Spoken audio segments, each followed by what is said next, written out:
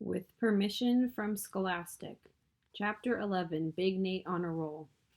Gordy, well, if it isn't Mr. Microphone, my cheeks start to burn. Oh, you heard about that, huh? Gordy laughs, but not in a mean way. Nate, you hijacked the public address system. The whole mall heard about it. Exactly. I think I'm going to skip over that scene when I write my life story. Time to change the subject. What's that, I ask? This? Just a price guide. What's a price guide? It lists the cash value of collectible comic books, he explains, handing it to me. You wouldn't believe how much some of them are worth. I flip through it. I thought I knew a lot about comics, but I've never heard of some of these. Gordy, can I borrow this? Just for a little while. Sure, Nate, he says. Bring it down to the store later. And look out for those mall cops. Ha, thanks, Gordy. I sprint home, fast, skateboard fast. You're probably wondering what's going on. Well, I'm not really sure. Not yet. For now, all I can tell you is this. That miracle I need if I'm going to beat Arthur, it might be right under my nose. At the end of the troop meeting on Thursday, we all gave our order forms to Teddy's dad. Great job, Scouts. We'll announce the prize winners at the Jamboree on Saturday.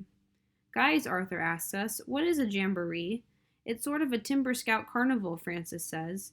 Every troop in the city will be there. It's like the Math Olympiad, Arthur, I explain, but without all that boring math.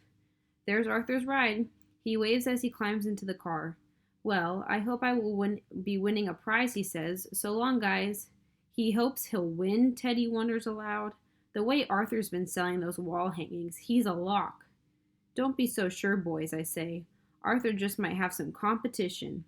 If I do say so myself. Who, you? I thought you were way behind him. I was, I nod, but then Bumbleboy came to the rescue. The guys look confused. Hey, I can't say I blame them. I never heard of Bumbleboy either until that yard sale last fall. Nate's real-life yard sale comics. I was on my way from soccer practice. Ooh, looks like some good stuff. Cool, an old comic book called Bumbleboy. How much? 50 cents. I took it home and I read it, but this is boring, and some of the pages are upside down. I tossed it into my closet and forgot about it. No wonder it only cost 50 cents. So you bought some moldy old comic book, says Francis. What does that have to do with the fundraiser? Cool your jets, Francis. There's more to the story, I say. I tell them about Gordy and his price guide. And when I looked through it, guess what I found? Bumbleboy, issue number 12. This item has become a hot collectible due to an unusual production error. In some copies, page 33 to 52 are printed upside down. It's valued at up to $1,000 in mint condition. I couldn't believe it. $1,000? I was almost positive I had the exact same comic book in my closet. I just wasn't sure I could find it. I took a lot of searching, but finally, jackpot! Bumbleboy, issue number 12. It matched the price guide perfectly. My 50-cent comic book was a collector's item. End of story, I say. I took it straight to Classic Comics and sold it. For $1,000? No, Gordy's boss said it wasn't in mint condition, I say. The cover was a little bit ripped. And, ahem, there may have been some cheese doodle stains on the pages. But he still paid me a lot, maybe enough to win that skateboard. If a skateboard was what you wanted, you could have just bought one with the Bumbleboy money, Teddy points out. You didn't have to spend it all on wall hangings. But then I wouldn't have raised any money for the Timber Scouts, I remind him. And I wouldn't have had the chance for once in my life to beat Arthur. Well, how much did you raise? Francis asks. I don't want to jinx it, I say. You'll find out at the Jamboree.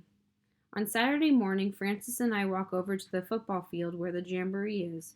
After we find Teddy and the rest of the guys, we walk around and check everything out. That's when Arthur starts bugging me. Horseshoes, who wants to throw some horseshoes? I'll try. Zing. Good one, Nate. Your turn, Arthur. Okay. Arthur, you're supposed to throw underhand. Clang. A ringer. Awesome, Arthur. That was just a lucky throw. You can say that again. Look, mini golf. Watch and learn, fellas. Arg, so close. Look out, Nate. Arthur's putting. Oops, too hard. Clunk. A hole in one. Arthur, you're amazing. See what it's like even when Arthur has no idea what he's doing? Everything goes his way. It's so. Attention, scouts, gather round. Oops, that's the scoutmaster. This could be it. It's time to announce the prize winners for this year's fundraiser. Yep, this is it. My stomach starts doing flip-flops. I might have raised enough money to beat Arthur. Then again, he could have sold a lot more warm fuzzies since I saw his order form on Tuesday. And who knows, maybe some kid from another troop sold more than both of us. Third prize, a Build-A-Robot kit, goes to Josh Husky from Troop 7. Polite applause. Josh walks up front and collects his prize. I clap a few times, or I think I do. I'm so nervous I can't feel my hands.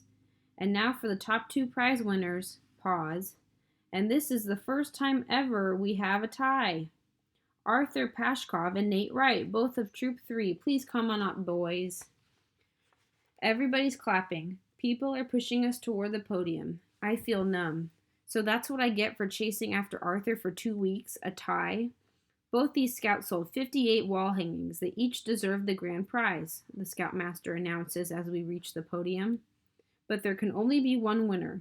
To determine who that winner is, we'll flip a coin. What? Really? That's how we're deciding who gets the skateboard? A coin flip between me and the kid who never loses? Technically, I know I've got a 50-50 chance, but it doesn't feel that way.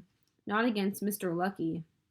It feels more like a 1 out of 10 chance, or 1 out of 100. The scoutmaster nods my way.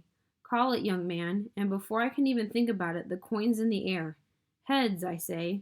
Ping, cha-ching, cha-ching, cha-ching. Heads it is. Heads? So I win? I win! Arthur, this telescope is yours. Thank you. And Nate, the scoutmaster says, here's your brand new skateboard, along with a certificate to have it custom painted at Ben's Board and Wheel. Thanks, I managed to say, holding tight to my skateboard. My skateboard? I can't stop staring at it. I guess Arthur doesn't always win. Suddenly, he's right beside me. He holds out his hand. Good job, Nate, he says. You deserve the grand prize. I can't tell if he means it or not. See, why Arthur's so tough to figure out? He just lost something he tried really hard to win, but he still acts happy for me. It's weird. I am inviting all the guys to my house to set up my telescope, he says. Come on. You go ahead, Arthur, I tell him. Click. I'll catch up. The end.